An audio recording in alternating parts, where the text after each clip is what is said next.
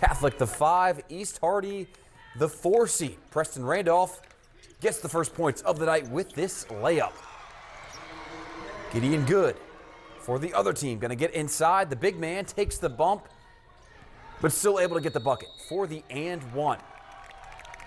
Trevor Roof this time gives it up, gets it right back, takes a step up, then drains the 3. East Hardy ahead 5-2. Now Hamilton.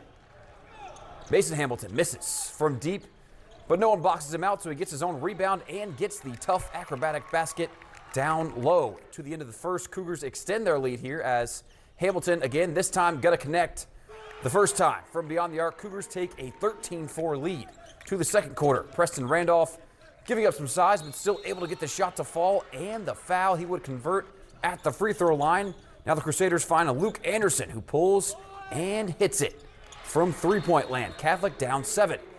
Now it's Zane Kirk's turn in the corner, and he knocks it down from 3, but the Crusaders hit the end of the road against East Hardy.